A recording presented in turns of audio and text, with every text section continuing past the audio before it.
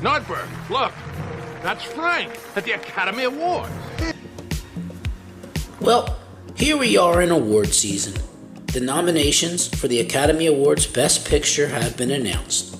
Now, of the 10 of these, I've seen or reviewed so far Oppenheimer, Barbie, The Holdovers, Killers of the Flower Moon, and American Fiction. So Saturday night, I decided that I should check out another one of the nominees, and I went to go see Anatomy of a Fall. Now, Anatomy of a Fall is a French crime drama that was released in August of last year in France, but wasn't available in the United States until December, just in time for Oscar consideration. That's not a coincidence. Now, this movie has been racking up awards around the globe since its release. It's won so many that if I mentioned all of them, then we would be here all day. Now, suffice to say, it's a critical and a wartime favorite. But the real question is it really that great? Is this a movie that is so amazing, you should make every effort to see it as soon as possible? Or is this just another critical darling that is beloved by mainstream critics, but is actually just, maybe mediocre at best? Mediocre? Well, before we answer that, let's talk a little bit about the plot for the movie Anatomy of a Fall. So our story begins in an isolated mountain chalet near Grenoble, France.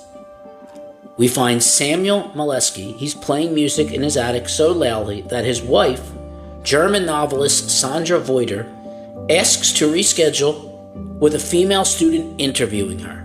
Their son Daniel returns from a long walk with his guide dog to find Samuel, his father, dead below the attic window. Now, Sandra and Daniel and Samuel are the only three people around. So naturally, it looks like, people are going to start blaming her. Sandra tells an old lawyer friend of hers that the fall must have been accidental, but her lawyer advises her that people are going to have a hard time believing that. So, Anatomy of a Fall is a courtroom thriller. It explores the troubled marriage between the writers, Sandra and Samuel, and the whodunit of Samuel's mysterious death. Now, Sandra is the protagonist. She must prove that her husband's fall was an accident and that she is not responsible, all while her own secrets are exposed in the courtroom. Secrets. So there's a lot to like about this movie. The performances are great, especially actress Sandra Huller. She's a German actress. She plays our main character, Sandra. Now, she brings to her name double an ambitious, resentful, lonely, loving, manipulative woman who is stuck in a marriage that is kind of falling apart. The actress does a great job of conveying layers of self-deception, selective memory, and other forms of half-truths that enable her, along with most of us, to get through the day.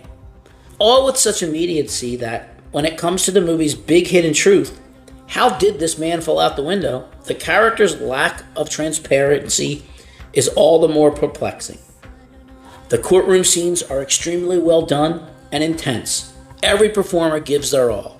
You find yourself at one moment believing Sandra is guilty, and at the next believing she is innocent. Young actor Milo Granners, who plays Daniel, he's great. He's really important to the story, as he's the only person who was there when his father died. You're never quite sure if he's telling the truth or lying to protect his mother.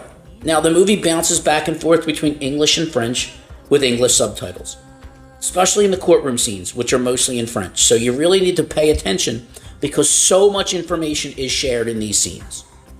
Now, without spoiling the ending, I'll just say that even after the courtroom decision, you're not entirely sure if she's guilty or innocent.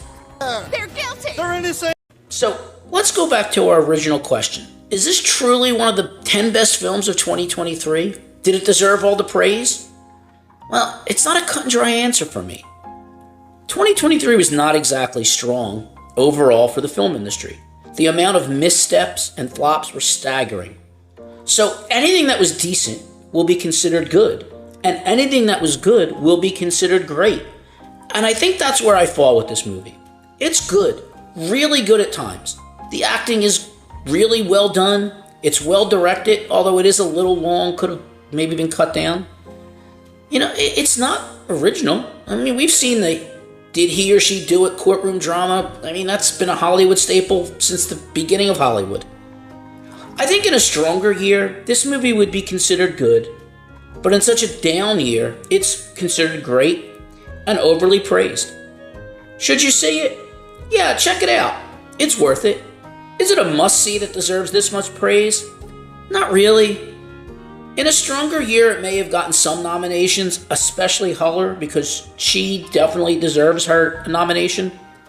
But Anatomy of a Fall benefits from being released in an otherwise down year. It's not awesome, Andy. Well, that's it for me this week. Tune in next week where, well, who knows what I'll say, or a review. So hit that like button, subscribe, leave a comment, or a suggestion. If you think there's something that I would like or you'd want me to review, I'll do it. What the hell?